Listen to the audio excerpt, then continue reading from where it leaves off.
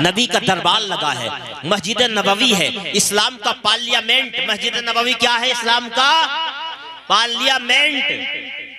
मस्जिद नबवी दरबार लगा है नबी का, सहाबा बैठे हैं सामने, और सामने सहाबा बैठे हैं, हुजूर खिताब फरमा रहे हैं, नसीहत फरमा रहे हैं। अचानक एक सहाबी उठे और कहीं जाने लगे। मेरे नबी ने रोका, मेरे प्यारे सहाबी दीवाने कहाँ जा रहे हो, जल्दी कहाँ की है?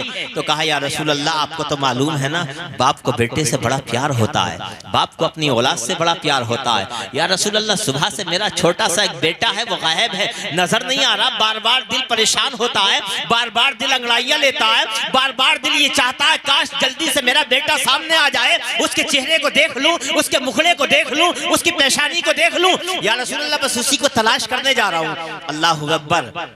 मेरे नबी ने फरमाया, मेरे सहाबी परेशान मत हो, मैं बताता हूं तुम्हारा बेटा कहाँ है, मैं बताता हूं तुम्हारा लख्ते जिगर कहाँ है। हुजूर ने अपनी गैब दां निगाहों से देख लिया।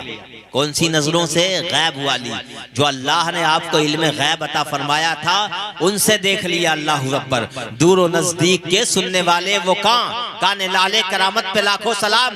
दूर का देख भी लेते हैं मेरे आका, और दूर का सुन भी लेते हैं मेरे आका। अल्लाहु अकबर। मेरे नबी ने फरमाया, वो जो फुला खजूर का दरख्त है ना, उस दरख्त के नीचे कुछ बच्चे खेल रहे हैं, और उसी में तुम्हारा बच्चा भी खेल रहा, जाओ जाकर के ले आओ। वो जल्दी से उठे और तेजी से फिर जाने लगे। मेरे नबी ने फिर रोका, मेरे सहाबी इधर आओ, इतनी जल्दी कैसी है, कहाँ इतनी जल्दी में हो? कहने लगे या रसूलल्लाह, जल्दी से जाना चाहता हूँ, जल्दी से बुलाना चाहता हूँ। मेरे नबी ने फरमाया, गौर से सुनना, मेरे नबी ने फरमाया, ऐ मेरे प्यारे सहाबी या दीवाने, जा तो रहे हो अपने बेटे को बुलाने के लिए, जा तो रहे हो लख्ते जिगर को बुलाने के लिए, जा तो रहे हो नूरे नजर को बुलाने के लिए, लेकिन एक बात याद रखना, एक बात याद रखना। मेरे नबी ने फरमाया था, यहां मैं आपसे कह रहा हूं, आपको भी वो बात याद रखनी है। याद रखेंगे ना? एक बात पे अमल कर लेना, इंशाअल्लाह जलसा कामयाब हो जाएगा। वो जो रसूलुल्लाह की एक बात है सिर्फ, लेकिन बहुत बड़ी है। अगर एक बात पे अमल कर लिया तो इंशाअल्लाह जिंदगी में 4 चांद लग जाएंगे। मेरे नबी ने फरमाया, प्यारे साहबी एक बात याद रखना। साहबी रसूल कहते हैं, या रसूलुल्लाह बताएं। मेरे नबी ने इरशाद फरमाया, जब तुम अपने बेटे के पास पहुंचो और तुम्हारे बेटे की सूरत तुम्हारे सामने आए, उसका चेहरा तुम्हारे सामने आए, तो अपने बेटे को बेटा कह के आवाज मत देना, लख्ते जिगर कह के मत पुकारना, नूरे नजर कह के मत पुकारना। साहबी हैरान हो गए, या रसूल अल्लाह, अपने बेटे को बेटा ना कहा जाए तो क्या कहा जाए? अपने लख्ते जिगर को लख्ते जिगर ना कहा जाए तो क्या कहा जाए? या रसूल अल्लाह, अपने बेटे को नूरे नजर ना कहा जाए तो क्या कहा जाए? मेरे नबी ने इरशाद फरमाया, ऐ प्यारे सहाबी, सही कहते हो, बेटे को बेटा कहा जाएगा, नूरे नजर को नूरे नजर कहा जाएगा, लख्ते जिगर को लख्ते जिगर कहा जाएगा, लेकिन ऐ मेरे प्यारे सहाबी, जहां मेरी नजर देख रही है तुम नहीं देख रहे। क्या कहा मेरे नबी ने? जहां मेरी निगाहें देख रही हैं तुम नहीं देख रहे। बात यह है कि जिस दरख्त के नीचे तुम्हारा बच्चा खेल रहा है, उसी दरख्त के नीचे कुछ यतीम बच्चे खेल रहे हैं। अगर आज तुमने अपने बेटे को बेटा कह के आवाज दे ली, तो वो यतीम बच्चे जिनके बाप दुनिया में नहीं है, उन्हें अपने बाप की याद आ जाएगी, उनका दिल टूट जाएगा। और ऐ मेरे प्यारे सहाबी, तुम्हारा नबी दुनिया में किसी का दिल तोड़ने नहीं आया, बल्कि टूटे दिलों को जोड़ने के लिए आया। नारे तकबीर, नारे रिसालत, मसलके आला हजरत, फैजाने आला हजरत, जलसे ईसाले सवाब मौलाना मोहम्मद कामिल साहब मिसबाही। माशाअल्लाह माशाअल्लाह। तुम्हारा नबी दुनिया में किसी का दिल तोड़ने नहीं आया, बल्कि टूटे दिलों को जोड़ने के लिए आया है। आज जरा हम अपने समाज पर नजर डालें, अपनी सोसाइटी को देखें, अपने मुआशरे को देखें। क्या हम रसूल पाक की सीरत के इस पहलू पर अमल करते हैं? क्या हमें भी ये ख्वाहिश होती है कि हमारी वजह से किसी मोमिन का दिल न टूट जाए? कभी सोचते हैं? नहीं सोचते। मेरे अजीज, नबी की सीरत का बहुत बड़ा हिस्सा है ये। एक बात पे अमल कर लेना आप, आज से ये सोचना कि आज के बाद हम किसी का दिल नहीं तोड़ेंगे। जाहिर सी बात है, आप सोचे जरा, आप अगर किसी को गाली देते हैं तो सामने वाले का दिल टूटेगा कि नहीं टूटेगा? बताओ जरा। सामने वाले का दिल टूटेगा कि नहीं? आप किसी के ऊपर लाठी निकाल के लाएंगे तो दिल टूटेगा या जुड़ेगा? आप किसी के ऊपर गोली ने बंदूक निकाल के लाएंगे तो दिल टूटेगा रहेगा? दिल टूटेगा कि नहीं टूटेगा? आप किसी के बच्चे को मारेंगे, किसी को माँ की गाली, बाप की गाली देंगे तो सामने वाले का दिल टूटेगा कि नहीं? और जब दिल टूटेगा तो नबी की सीरत पे अमल नहीं होगा, नबी की मुखालफत होगी, और नबी की मुखालफत करने वाला जन्नत में जाएगा नहीं जाएगा? तो इसलिए आज से आपको यह अहद करना है कि आज के बाद हम किसी मोमिन भाई का दिल नहीं तोड़ेंगे। हर बंदा ये कोशिश करने लगे तो फिर हमें आपस में इत्तेहाद कराने के लिए, मोहब्बत पैदा करने के लिए न किसी आलिम की जरूरत, न किसी नेता की जरूरत है कि नहीं? ऑटोमेटिक मोहब्बत कायम हो जाएंगी, है कि नहीं? हाँ हजरात, तो शायर कहता है, सारे जहां में जिसकी पूरी न हो उम्मीदें, वो बारगाह शाहे कोनो मकाम में पहुंचे। कैसा ही सख्त गम हो हरगिज ना आस तोड़े, उनकी इनायतों का ये फैज़ आम देखे। जब आ गई है जोशे रहमत पे उनकी आंखें, जलते बुझा दिए हैं, रोते हंसा दिए हैं। सुभान अल्लाह। हजरात, आज का ये प्रोग्राम ईसाले सवाब के हवाले से किया जा रहा है। हमारे कारी लई साहब के ससुर का इंतकाल हुआ, ऐसे कह लो उनके बेटों की तरफ नजर की जाए तो एक बाप का इंतकाल हुआ, उनकी औलाद की तरफ नजर की जाए तो एक बाप का इंतकाल हुआ। बाप, मैं इस हवाले से थोड़ी सी गुफ्तगू करूंगा कुछ देर, उसके बाद मैं रुखसत हो जाऊंगा। बस आराम से सुन लें, बहुत ज्यादा जोश में नहीं बोलूंगा, बात समझ में आनी चाहिए, है कि नहीं? हाँ, खाली मैं बहुत जोश में बोल के चला जाऊं, समझ में कुछ ना आए तो कोई नतीजा नहीं होगा, है कि नहीं? बात समझ में आ जाए तो बाप जो है बहुत बड़ी दौलत है। जिसका बाप दुनिया में नहीं है उससे पूछो बाप की अहमियत क्या है। बाप एक ऐसा दरख्त है कि जिसके साए में सारी औलाद पलती है। आजकल माँ का मर्तबा बता के सब चले जाते हैं, बाप का जिक्र ही नहीं आता, ज्यादातर ऐसा होता है, लेकिन ऐसा नहीं है। इस्लाम में बाप का भी मर्तबा है और माँ का भी मर्तबा है। अगर ये कहा गया जन्नत तहता अक़दामिल उम्महात, के माँ के कदमों तले जन्नत है, माओं के कदमों के नीचे जन्नत है, तो ये भी कहा गया कि बाप जो है वो जन्नत के बीच का दरवाजा है। ये भी हमारे नबी ने फरमाया। तो दरवाजे के बगैर तो जन्नत में जाएगा नहीं आदमी। तो बाप का भी मर्तबा। एक हदीस में एक सहाबी ने हुजूर से कहा, या रसूल अल्लाह, माँ बाप के मुताल्लिक कुछ इरशाद फरमाए। तो मेरे नबी ने फरमाया, हुमा जन्नतु का व नारू का, तेरे वालिदैन ही तेरे लिए जन्नत हैं और तेरे वालिदैन ही तेरे लिए दोज़ख हैं। यानी अगर तूने अपने बाप की, अपनी माँ की खिदमत की, उनकी खिदमत करता रहा, उन्हें खाना खिलाता रहा, उनकी इज्जत करता रहा, उनका ख्याल करता रहा, तो तेरे लिए जन्नत में जाने का जरिया बन जाएंगे। और अगर तूने इनकी तौकीर नहीं की, इनकी इज्जत नहीं की, इन्हें मारा पीटा, इन्हें गालियां देता रहा, तो यही तेरे लिए जहन्नम में जाने का जरिया बन जाएंगे। बहुत बड़ा मर्तबा है बाप का भी और माँ का भी। हाँ, माँ का मर्तबा खिदमत के एतबार से ज्यादा है। मसला समझ लें आप। यानी अगर 100 रुपए हैं, आला हजरत से पूछा गया बरेली वालों से, इमाम अहले सुन्नत, इमाम इश्क मोहब्बत आला हजरत इमाम अहमद रजा खान फाजिल बरेलवी अलैहि रहमत व रिजवान से किसी ने पूछा कि माँ बाप के मुताल्लिक इरशाद फरमाएं। तो आपने फरमाया अगर 100 रुपए हैं और बाप भी मांग रहा है, माँ भी मांग रही है, तो बाप को 25 दिए जाएंगे और माँ को 75 दिए जाएंगे। लेकिन अगर बात ताजीम किया जाए, तो ताजीम बाप की ज्यादा की जाएगी और खिदमत जो है माँ की ज्यादा की जाएगी। माँ का मकाम क्या है?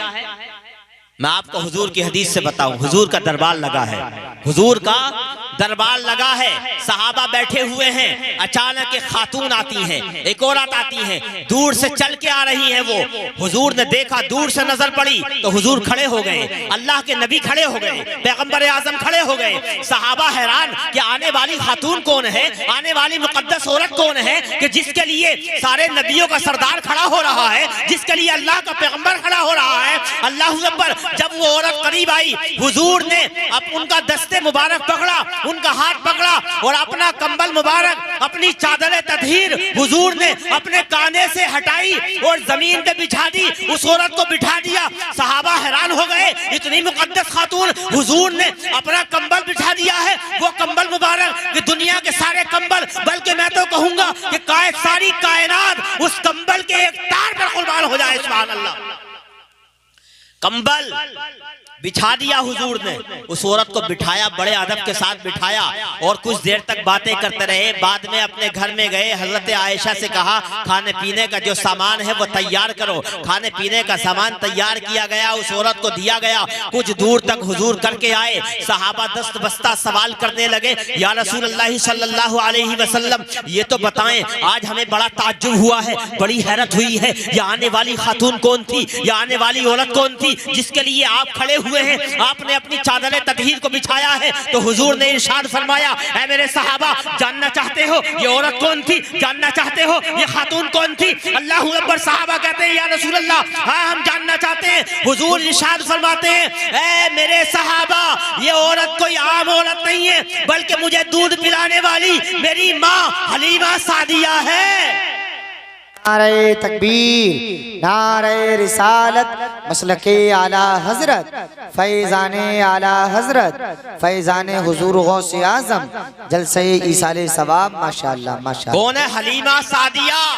हलीमा सादिया हुजूर की सगी माँ नहीं थी, सगी माँ नहीं थी, बल्कि क्या थी? रजाई माँ थी। रजाई माँ वो होती है कि कोई बच्चा किसी दूसरी औरत का दूध पी ले तो वो औरत जो है उस बच्चे के लिए रजाई माँ बन जाती है। हुजूर ने हजरत हलीमा सादिया का दूध पिया, रजाई माँ बन गई, और हुजूर ने अपनी रजाई माँ का एहतराम करके दुनिया वालों को बता दिया, क़यामत तक आने वाले इंसानों को बता दिया, ऐ आने वाले इंसानों, ऐ मेरे गुलामों, ऐ मेरी उम्मत में पैदा होने वालों, सुनो, देखो, मैं अपनी रजाई माँ का इतना एहतराम कर रहा हूँ। अगर आज मेरी सगी माँ होती, वो माँ जिसे तय्यबा ताहिरा हजरत आमिना कहा जाता है, तो ऐ दुनिया वालों समझो कि मैं कितना एहतराम करता। अल्लाहु अकबर। सहाबा कहते हैं, जब हुजूर अपनी माँ हजरत आमिना की कब्र पर जाते ना तो इतना रोते, इतना रोते, इतना रोते, जमीन ऐसे लगता जैसे जमीन जो है वो पानी से तर हो गई है। मेरे अजीज, माँ का एहतराम इतना ज्यादा है। अब चूंकि बाप का इंतकाल हो गया है तो बाप का हक तो ये है अब इंतकाल के बाद कि उसकी कब्र पर बार बार जाएं, कम से कम जुमेरात या जुमे में जरूर जाएं और वहां जाके इसाले सवाब करें। लेकिन माँ जिंदा है तो माँ की तो खिदमत अब भी जरूरी है। माँ कितनी अहम है और बाप कितना अहम है। आओ कुरान पाक की एक आयत सुनाता हूँ, उसका थोड़ा सा मतलब बयान करता हूँ, उसके बाद रुखसत हो जाता हूँ। अल्लाह ताला कुरान पाक में इरशाद फरमाता है, वक़ज़ा रब्बुका अल्ला ताबुदू इल्ला इय्याह व बिल वालिदैनि इहसाना। अल्लाह तबारक व तआला ने ये हुक्म दे दिया, ये फैसला फरमा दिया कि इबादत सिर्फ अल्लाह की जाएगी। किसकी? अल्लाह की। सजदा किसके सामने किया जाएगा? अल्लाह के। अब याद रखना, चाहे कितना बड़ा पीर हो, कितनी बड़ी दरगाह हो, नबी हो, वली हो, किसी के सामने पेशानी को रखा नहीं जा सकता, सजदा नहीं किया जा सकता। आप लोग मज़ारों पे जाते हैं, हम भी जाते हैं, मज़ारों पे जाना जायज़ है, कोई बात नहीं है, लेकिन मज़ार पे जाके अपने सर को रख देना, सजदा कर लेना, टेक देना सर को, ये जायज़ नहीं है। मसला याद रखना। चूमना भी नहीं है मज़ार को। चूमना अगरचे जायज़ है, लेकिन वो बाद के उलमा ने इसलिए मना कर दिया कि पढ़ा लिखा आदमी चूमेगा, पीछे से बगैर पढ़ा लिखा आदमी देखेगा, वो समझेगा कि ये भी सर टेक रहा है, अगरचे चूम रहा है तो वो सीधा आके अपने सर को टेक देगा। इसलिए इमाम अहले सुन्नत आला हजरत इमाम अहमद रजा फाजिल बरेलवी अलैहि रहमत व रिज़वान ने लिखा कि कब्र को चूमना भी नहीं है, मज़ार की चादर को भी नहीं चूमना, मज़ार से दूर खड़े होना है, 2-4 हाथ दूर खड़े होना और दूर खड़े होके वहां कुरान पाक की तिलावत करना, इसाले सवाब करना, फातिहा करना, यह है मज़ार पे जाने का तरीका। तो अल्लाह ने फरमाया, अल्लाह ने फैसला कर दिया कि इबादत सिर्फ अल्लाह की। डायरेक्ट अल्लाह ने अपनी इबादत के बाद क्या कहा? वबिल वालिदैनि इहसाना, वालिदैन के साथ हुस्न सुलूक करो, माँ बाप के साथ अच्छा बर्ताव करो। और ये बात देखें आप कुरान पाक में, जहां माँ बाप के हुस्न सुलूक का जिक्र किया गया, कोई कैद नहीं लगाई गई।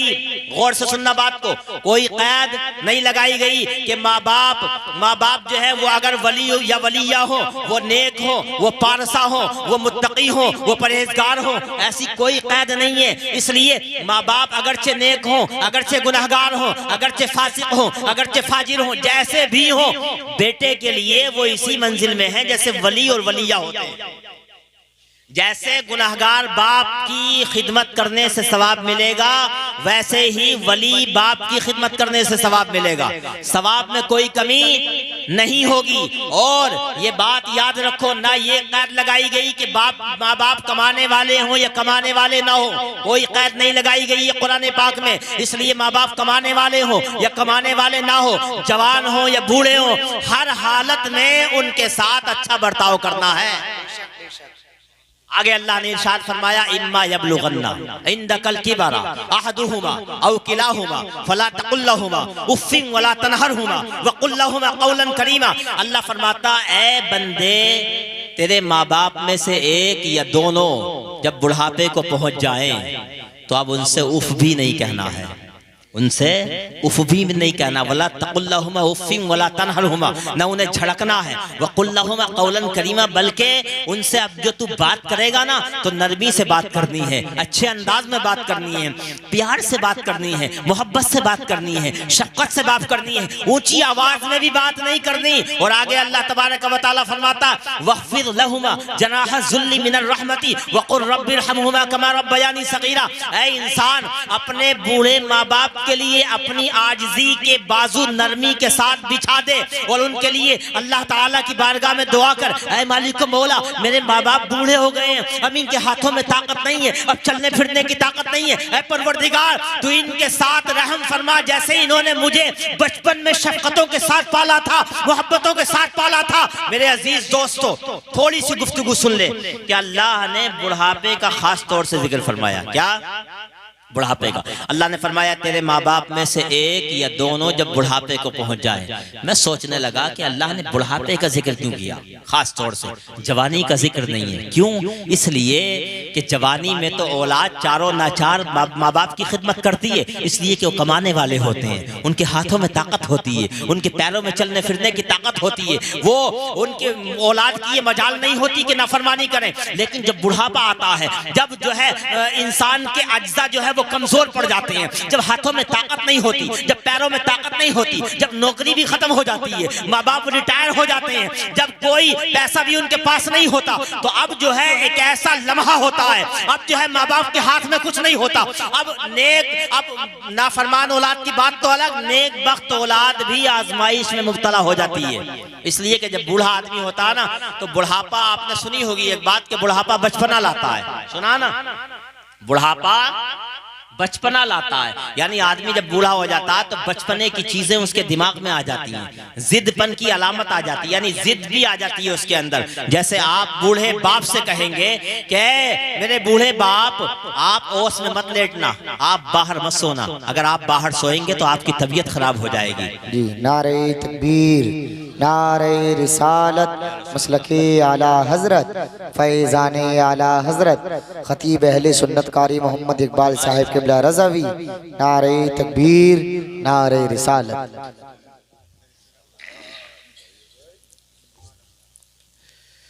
हज़रत अल्लामा कारी इकबाल साहब आ चुके हैं, इन्हीं की तकरीर होनी है। बस थोड़ी देर चंद बातें मैं आपके सामने और पेश करूंगा, गौर से समाअत फरमाएं। एक मरतबा दुरूद पाक पढ़ लें, सल्लल्लाहु अला नबील उम्मी व आलिहि सल्लल्लाहु तआला अलैहि वसल्लम, सलातन व सलामन अलैका या रसूल अल्लाह सल्लल्लाहु तआला अलैहि वसल्लम। तो मैं अर्ज़ ये कर रहा था कि जब आदमी बूढ़ा होता है ना, माँ हो या बाप हो, तो उसके अंदर बचपन वाली चीजें सारी की सारी आ जाती हैं। जैसे बच्चा होता है ना, वो जिद करता, बात बात पे जिद करता है, ऐसे ही बूढ़ा होने के बाद आदमी जो है वो बात बात पे जिद करता है।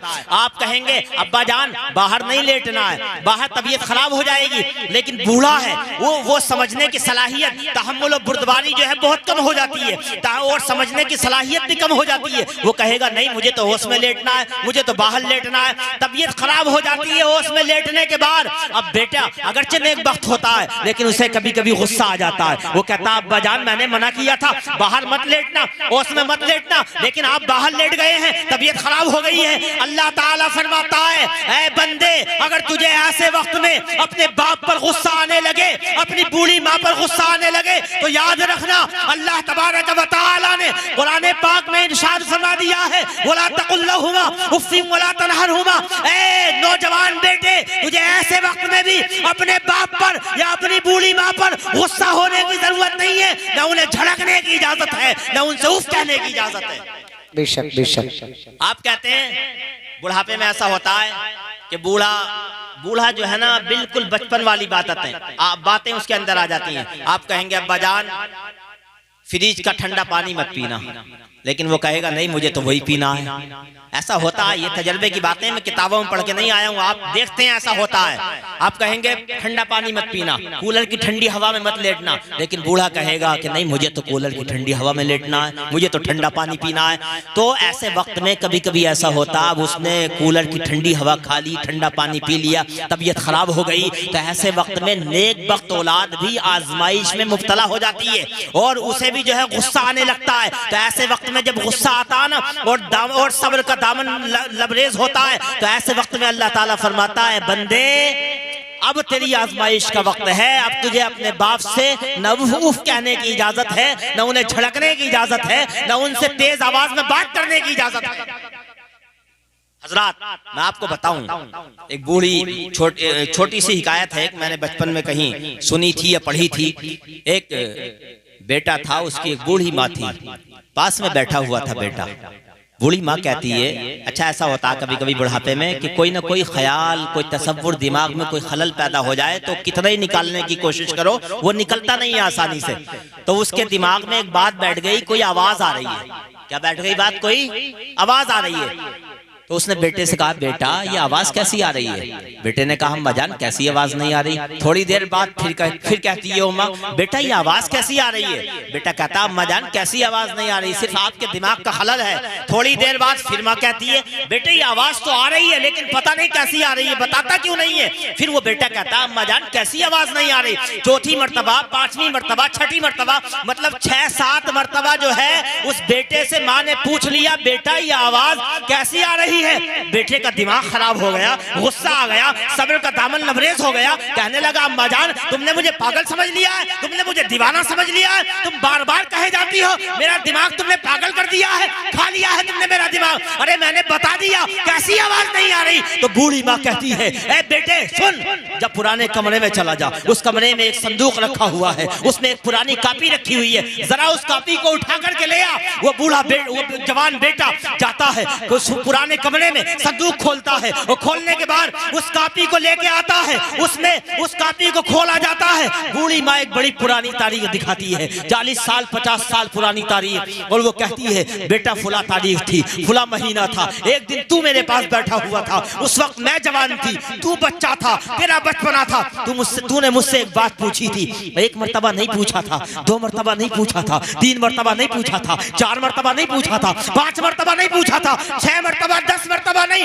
बल्कि है बेटे तूने मुझसे एक ही बात को 70 मर्तबा पूछा था, 70 मर्तबा। अल्लाहु अकबर, अल्लाह। और है बेटे मुझे गुस्सा नहीं आया था, जैसे जैसे तू पूछता जाता था, तू एक मर्तबा पूछता था, मैं तेरी पेशानी को चूमती थी और जवाब देती थी, तू दूसरी मर्तबा पूछता था, तीसरी मर्तबा पूछता था, मैं तेरी पेशानी को चूम चूम के जवाब देती थी। ए बेटे तू तेरा पूछना बढ़ता जाता था और मेरी मोहब्बत भी बढ़ती जाती थी।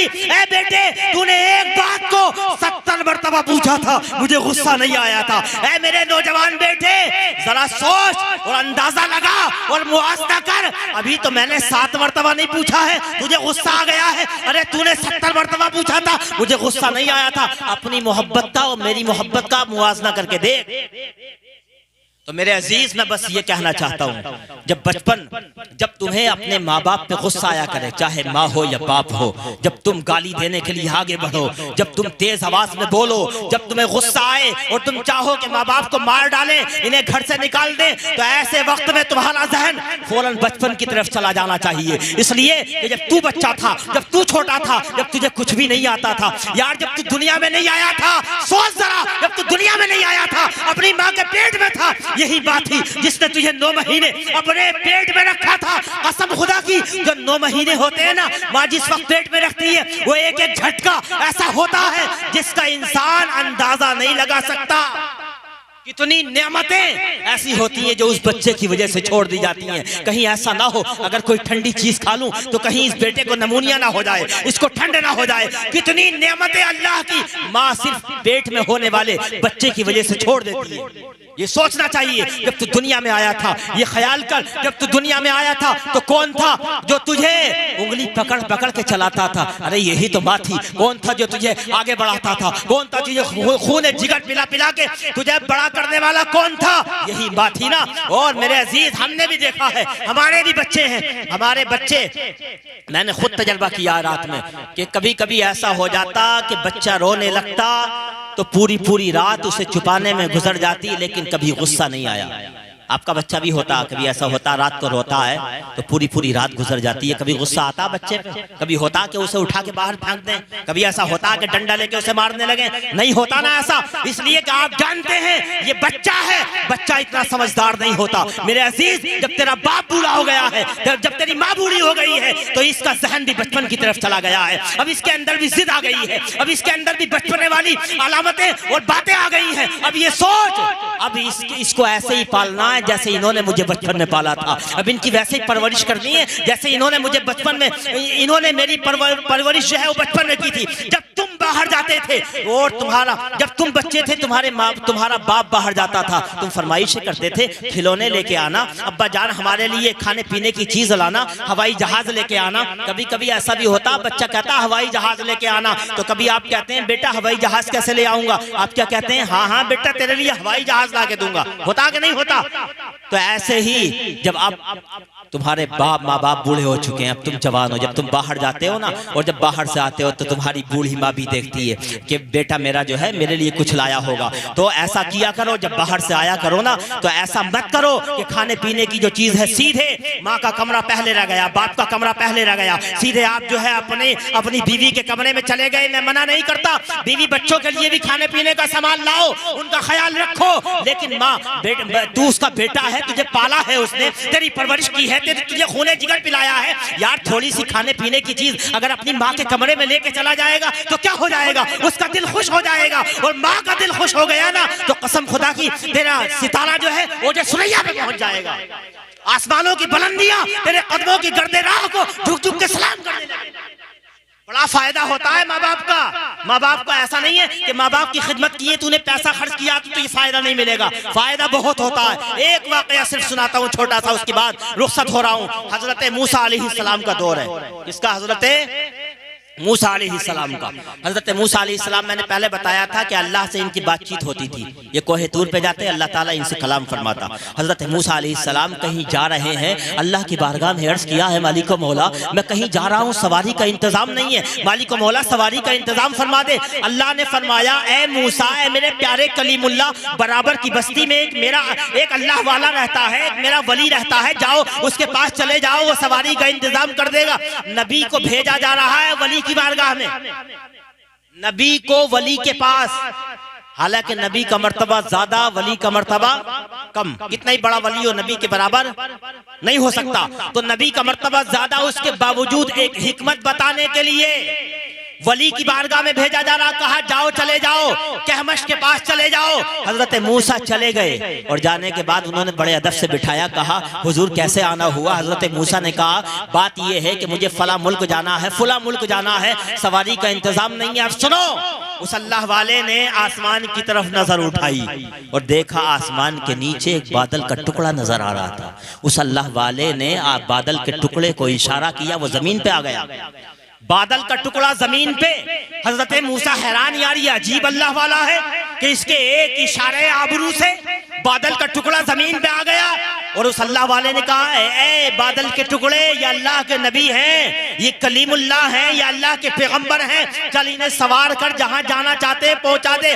पहुंचा दिया गया हजरत मूसा को। लेकिन हजरत मूसा अलैहिस्सलातु वस्सलाम दस्त बस्ता रब की बारगाह में अर्ज़े सवाल करने लगे। ऐ मालिक मौला, ऐ कायनात को बनाने वाले पालनहार, ऐ रब्बुल इज्जत, ये तो बता ये जो बंदा है ये कितना मुकद्दस है, ये कितना अफजल है, ये कितना बुलंद तरीन है, ये कितनी रिफातों वाला है। आखिर ये तो बता कि एक इशारे से बादल का टुकड़ा जमीन पे आ गया है। ऐ मालिक मौला ये बता कि इस बंदे ने कौन सी नेकी की है, कौन सा अमल किया है, कौन सा नेक अमल किया है। तो अल्लाह ने फरमाया ऐ मूसा जानना चाहते हो? मूसा ने कहा हाँ जानना चाहता हूँ। अल्लाह ने फरमाया सुनो, इसकी एक बूढ़ी माँ थी, बड़ी बूढ़ी थी, उसके हाथों में ताकत नहीं थी, उसके पैरों में चलने फिरने की ताकत नहीं थी। जब वो बूढ़ी हो गई, खाने पीने से मोहताज हो गई, ये बेटा अपनी माँ के करीब बैठता और लुकमों को, रोटी के निवाले को शोरवे में भिगोता। वो भिगोने के बाद अपनी जबान से उसे जो है वो नरम करता, वो नरम करने के बाद अपनी माँ को खिलाता। रोजाना ऐसे ही करता, एक एक बात पे माँ की खिदमत करता नजर आता। अल्लाहू अकबर। ऐ मूसा, एक दिन ये अपनी माँ को खाना खिला रहा था, एक दिन ये अपनी माँ की खिदमत कर रहा था, पानी पिला रहा था। इसकी माँ ने अपने हाथों को रब की बारगाह में उठाया, यानी मेरी बारगाह में उठाया। उठाने के बाद दुआ की, ऐ मालिक मौला, ऐ परवरदिगार, मेरा ये बेटा बड़ा फरमाबरदार है, एक मर्तबा भी मेरी नाफरमानी नहीं की। जब भी मैं कुछ कहती हूँ फौरन मान लिया करता है, मुझे खाना खिलाता है, मुझे पानी पिलाता है, कांधों पे सवार करके इधर से उधर ले जाता है। ऐ मालिक मौला, अगर मेरे दुनिया से जाने के बाद ये अगर कोई सवाल तुझसे कर ले तो इसके सवाल को लौटाना मत, कबूल कर लेना। ऐ मूसा, मैंने इसकी उसी बूढ़ी माँ की दुआ को कबूल कर लिया है। अब ये जो दुआ मुझसे मांगेगा वो दुआ रद्द नहीं होगी, कबूल कर ली जाएगी। इसलिए 2 मिनट में ये बात बताऊं कि याद रखो, मज़ारों पे जाओ, मैं मना नहीं करता, अजमेर भी जाओ, कलियर भी जाओ, बरेली भी जाओ, लेकिन याद रखो आजकल जो है माँ बाप जो है कोई खिदमत करने वाला नहीं होता। उनके घर में बूढ़ी माँ को छोड़ के चला जाता है, तू बूढ़े बाप को छोड़ के चला जाता है और समझता है कि ख्वाजा गरीब नवाज से मेरी झोली भर दी जाएगी, बरेली शरीफ में, कलियर शरीफ में मेरी झोली भर दी जाएगी। याद रख, अगर तेरी माँ नाराज है, तेरा बाप नाराज है, अगर उनकी खिदमत करने वाला कोई नहीं है, उनके पास पैसा नहीं है, उन्हें खिलाने वाला कोई नहीं है, तू अजमेर जा, बरेली जा, कलियर जा, बगदाद जा, कहीं से कुछ मिलने वाला नहीं है। अरे यार, सब कुछ तो तेरे घर में है। पहले जब कोई कारोबार करे ना, कोई बिजनेस करे तो मज़ारों पे ना जा, अपनी माँ के पास आ, अपने बाप के पास आ और कह, ऐ मेरी बूढ़ी माँ, ऐ मेरे बूढ़े बाप, जरा दो वुजू कर लो और वुजू करके 2 रकत नमाज़े नफल पढ़ लो और नमाज़े नफल पढ़ने के बाद सजदे में जाके जरा अपने बेटे के कारोबार के लिए दुआ कर दो, अपने बेटे के बिजनेस के लिए दुआ कर दो। कसम खा के कहता हूँ, अगर माँ ने, बाप ने इस अंदाज से मोहब्बत के साथ तुम्हारे लिए दुआ कर दी तो वो दुआ बारगाह इलाही से जरूर टकराएगी और तुम्हारी दुकान में, मकान में, हर जगह बरकत होती चली जाएगी।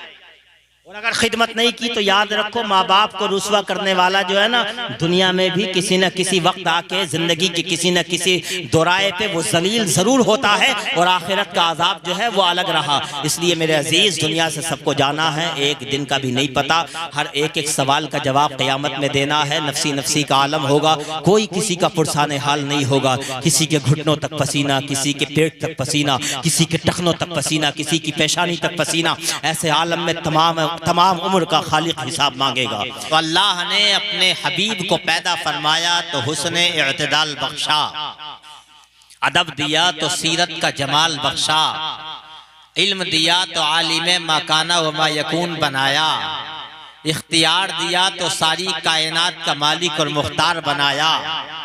वही महरम असरार खुदा, जीनते अर्शे किबरिया, महबते वही इलाही, मजहरे जाते किबरियाही, अंधी आंखों की जिया, बहरे कानों की जिला, बंद दिलों के रहनुमा, अल्लाह के प्यारे, उम्मत के दुलारे, रब के महबूब, दाने गुयूब, फखरे अरबो अजम, सय्यदे इंसो जां, नय्यरे ताबा, शहंशाहे हसीना, सरखैल जोहरा जवाला, सुबह जाते लम यजल, नूरे जाते लम यजल, या यूं कहो मासूम आमिना, राजदारे मा औहा, साहिबे मा तगा, वजूदे कायनात का बाइस, गर्दिशे लैलो नहार का मतलूब, खल्क़े खल्क़े आदम का रम्ज, कश्ती नूह की हिफाजत का राज, बानिए काबा हजरत इब्राहीम खलीलुल्लाह अलैहिस्सलातु वस्सलाम की दुआ, हजरत ईसा इब्ने मरियम की बशारत का ज़ुहूर, या यूं कहो कि वजूदे कायनात के ज़र्रों को संवारने वाला, वो पूरी दुनिया के बिगड़े निज़ाम को सुधारने वाला, वो नबियों में रहमत लक़ब पाने वाला, मुरादे गरीबों की बल लाने वाला, मुसीबत में खैरों के काम आने वाला, वो अपने पराये का गम खाने वाला, फकीरों का मावा, ज़ईफों का मलजा, यतीमों का वाली, गुलामों का मौला, यानी वो जिन्हें सनदुल अस्फिया कहा जाता है, अशरफुल अंबिया कहा जाता है, अहमद मुस्तफा कहा जाता है, जिनका नामे नामी लिया जाता है तो कहा जाता है अहमद मुस्तफा मोहम्मद मुस्तफा सल्लल्लाहु ताला अलैहि वसल्लम की मुक़द्दस बारगाह में झूम झूम कर मोहब्बत भरी बोलियों में दुरूद पाक की डालियां निछावर करें। पढ़ें अल्लाहुम्मा सल्ली अला सय्यिदिना मौलाना मुहम्मद सय्यिदिना व शफीइना व नबिय्यिना व हबीबिना या हबीब व मौलाना मुहम्मदिन व बारिक व सल्लिम सलातन व सलामन अलैका या रसूल अल्लाह या हबीब अल्लाह सल्लल्लाहु ताला अलैहि व आलिहि वसल्लम। हज़रात, नबी करीम सल्लल्लाहु ताला अलैहि वसल्लम का जिक्र अशार में भी होता है, नस्र में भी होता है, या यूं कहो नस्र में भी होता है, नज़्म में भी होता है। बेशक बेशक, मैं ये चाहता हूँ दोनों का हक अदा हो जाए। नज़्म में भी कर दें। आज तक तरन्नुम में तो यही सुनाएंगे आपको आपके इमाम साहब, आलिम साहब, या हमारे मौलाना हसीबुर रहमान साहब, ये लोग सुनाएंगे, लेकिन मैं ऐसे ही पढ़ देता हूँ। नबी का जिक्र तो जैसे किया जाए वैसे मजा आता है। बेशक बेशक, और जिसे मजा ना आए वो गुलाम रसूल है ही नहीं, है कि नहीं? गुलाम रसूल होगा तो दिल से मजा आएगा, ना चाहेगा तब भी जबान से निकलेगा सुभान अल्लाह या रसूल अल्लाह। बुलंद आवाज से कह दो यार, या रसूल अल्लाह। हाँ, शायर कहता है अजमत किसी ने मांगी, शोहरा किसी ने मांगा। वाह वाह वाह वाह। अजमत किसी ने मांगी, मुस्कुरा दो सुभान अल्लाह। सुभान अल्लाह। अजमत किसी ने मांगी, शोहरा किसी ने मांगा, मुश्ताक़ दीद होकर जलवा किसी ने मांगा। शायर ये कहना चाहता है दुनिया में किसी ने अजमतों को तलब किया, किसी ने रिफातों को तलब किया, किसी ने बुलंदियों को तलब किया, किसी ने शोहरतों को तलब किया, किसी ने बड़ी बड़ी बिल्डिंगों और ऐशो आराम की गाड़ियों को तलब किया, लेकिन सब एक से नहीं होते। कोई अल्लाह का बंदा दुनिया में ऐसा भी आया जिसने दुनिया में आने के बाद सिर्फ दुनिया की अजमतों को तलब नहीं किया, दुनिया की रिफातों को तलब नहीं किया, दुनिया की बुलंदियों को तलब नहीं किया, दुनिया की शोहरतों को तलब नहीं किया, दुनिया में आने के बाद बड़ी बड़ी ऐशो आराम की गाड़ियों बिल्डिंगों को तलब नहीं किया, बल्कि अगर तलब किया था तो किसी दुनियादार को नहीं, बल्कि रब्बे कायनात के दीदार को तलब किया था, परवरदिगार के दीदार को तलब किया था। ये कौन थे? ये हजरत मूसा थे। कौन थे ये? हजरत मूसा, बड़े जलीलुल कद्र पैगंबर हैं अल्लाह के। मूसा अलैहिस्सलाम जब कोहे तूर पे गए ना, अच्छा ये मैं आपको बता दूं, हजरत मूसा अल्लाह के ऐसे पैगंबर हैं कि इनकी बातचीत अल्लाह से होती। किससे? अल्लाह ताला से ये बातचीत करते, अल्लाह ताला इनसे कलाम फरमाता। कोहे तूर पे जाते, एक मरतबा कोहे तूर पे गए, क्योंकि इनकी कौम ने ये कहा था अरिनल्लाह जारा, ऐ मूसा हम तो तुम पे ईमान नहीं लाएंगे जब तक अल्लाह को एलानिया देख ना ले, खुलकर ना देख ले। बहुत समझाया लेकिन कौम नहीं मानी। तब हजरत मूसा अपनी कौम को लेकर गए थे कोहे तूर पर। जब अल्लाह तबारक व तआला से बातचीत हुई, हजरत मूसा को बड़ा मजा आया।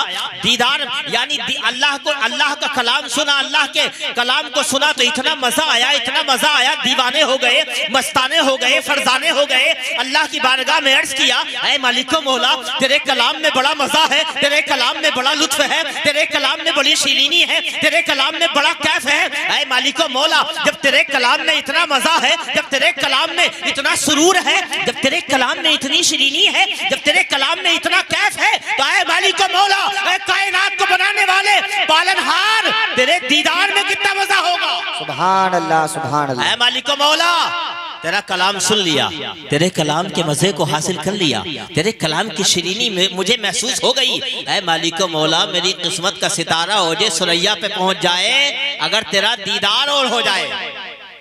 मगर दीदार तो कायनात में एक जात के लिए है ना, और वो है हमारे नबी, हमारे आका तो दीदार तो नहीं हुआ, लेकिन जो हजरत मूसा अलैहिस्सलातु वस्सलाम ने दीदार की ख्वाहिश की थी, उस दीदार की ख्वाहिश को शायर ने शेर में बयान किया है। और शायर कहता है, अजमत किसी ने मांगी, शोहरा किसी ने मांगा, मुश्ताक दीद होकर जलवा किसी ने मांगा, और औलाद फातिमा का सदका किसी ने मांगा। औलाद फातिमा जानते हो कौन है? इमाम हुसैन, इमाम हसन। अरे ये वो औलाद फातिमा है जिनका तसव्वुर करके किसी शायर ने कहा था और इश्क की तारीफ की थी, प्यार की तारीफ की थी। उसने दुनिया वालों से कहा था, ऐ दुनिया वालों, अगर इश्क को जानना चाहते हो, प्यार को जानना चाहते हो, मोहब्बत को जानना चाहते हो, तो आओ करबला के मैदान में। उसने कहा था, लब पर है जिक्र सिबते पैगंबर, ये इश्क है। बेशक बेशक बेशक। लब कहते हैं होठों को और सिब्त कहते हैं नवासे को। कहा है लब पर है जिक्र सिबते पैगंबर, ये इश्क है, वाबस्ता है उन्हीं से मुकद्दर, ये इश्क है, और दीने मोहम्मदी को बचाने के वास्ते कुर्बान हो गए 72, ये इश्क है। बेशक बेशक। कहते हैं औलाद फातिमा का सदका किसी ने मांगा, मेरे करीम से गर कतरा किसी ने मांगा, दरिया बहा दिए हैं, दुर्बे बहा दिए हैं। एक शेर और पढ़ूंगा, सारे जहां में जिसकी पूरी न हो उम्मीदें जी, सारे जहां में जिसकी पूरी न हो उम्मीदें, वो बारगाहे शाहे कोनो मकाम में पहुंचे, कैसा ही सख्त गम हो हरगिज न आस तोड़े। शायद ये कहना चाहता है, पूरी दुनिया में एक इंसान मायूस होकर घूम रहा है, बड़ी बड़ी बारगाहों में जाता है, बड़े बड़े सरदारों के पास जाता है, बड़े बड़े डॉक्टरों के पास जाता है, लेकिन कहीं से दिल को सुकून नहीं मिलता, कहीं से दिल की तमन्ना पूरी नहीं होती, कहीं से दिल की जो है वो आरज़ू पूरी नहीं होती। मायूस होकर वापस आ रहा है तो किसी आशिक़ रसूल की नजर पड़ गई। उस आशिक़ रसूल ने चेहरे की सिलवटों से पहचान लिया और कहा है, मायूस इंसान परेशान क्यों है, मुस्तरिब क्यों है, तेरा दिल ये टूटा टूटा दिखाई क्यों दे रहा है? तो उसने कहा था, बहुत बड़े बड़े लोगों के पास गया, लेकिन कहीं से दिल को सुकून नहीं मिला, कहीं से दिल की तमन्ना पूरी न हुई, कहीं से दिल की धड़कनें जो है वो थमी नहीं।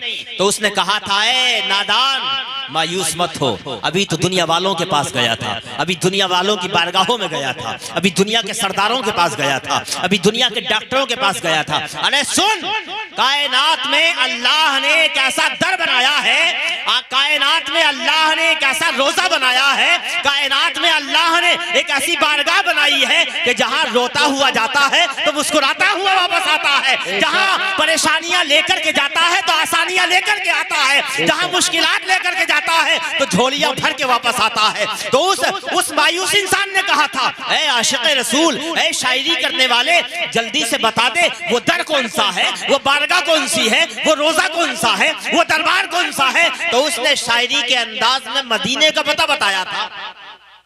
कहां का पता?